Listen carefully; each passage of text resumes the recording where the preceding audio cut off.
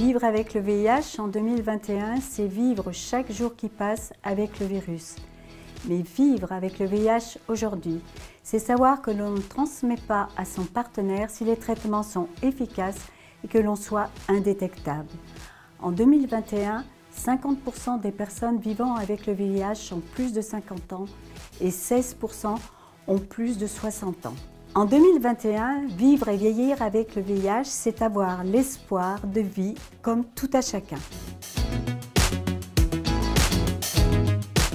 Vieillir avec le VIH, c'est s'engager dans l'âge avec des difficultés bien supérieures. Ces difficultés, elles sont tout d'abord médicales, car la prise en charge est un peu plus compliquée et ceci est en lien avec les maladies qui sont liées à l'âge, mais qui apparaissent d'une manière plus précoce.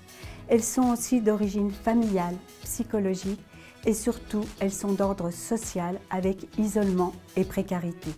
Donc pour répondre à la question « vivre comme tout à chacun », en fait, vieillir avec le VIH, c'est être plus vulnérable que tout à chacun. Alors, est-ce qu'on peut vivre normalement avec le VIH? J'ai envie de dire que oui, on peut vivre normalement avec le VIH, mais je mets toujours un mais derrière. Parce que même si on peut travailler, on peut fonder une famille, on peut faire l'amour, on peut sortir avec ses amis, etc. Il y a cette vie avec le VIH qui veut dire prendre des traitements tous les jours, qui veut dire faire face à des discriminations, qui peut vouloir dire aussi se voir refuser un prêt, par exemple, parce qu'une assurance ne veut pas nous assurer. Et puis, même si on a fait beaucoup de progrès et qu'on peut considérer qu'on n'est pas mort du VIH, qu'on vieillit avec, ce qui est plutôt une bonne nouvelle, on peut être aussi inquiet de ce que sera cette vieillesse, puisque certaines études montrent que maintenant certaines pathologies se déclenchent plus tôt chez les personnes séropositives que chez les personnes séronégatives. Et ça, je ne suis pas sûre que ce soit une vie normale. On espère en tout cas qu'il y aura des progrès de ce côté-là.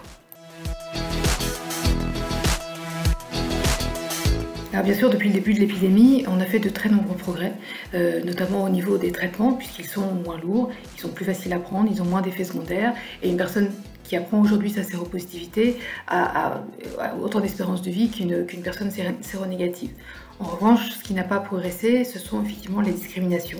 On reste sur des peurs irrationnelles vis-à-vis du VIH. On voit dans les enquêtes ou dans les sondages qu'effectivement une personne peut avoir peur de partager un verre d'eau avec nous, peut aussi avoir peur d'avoir une relation sexuelle même avec des préservatifs, alors qu'on sait qu'aujourd'hui, même sans préservatif, grâce au traitement, on n'a pas de risque de transmettre le VIH.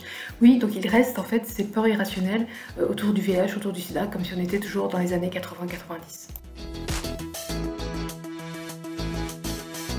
S'engager pour la lutte contre le VIH est extrêmement important. C'est ce qui va permettre à la recherche d'avancer et que demain, chacun de nous puisse vieillir sans le virus. Demain, vieillir sans le virus, ça sera pouvoir parler de sa sexualité avec toute liberté et joyeuseté.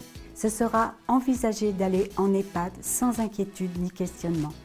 Et demain, vieillir, ce sera pas de discrimination ni de stigmatisation.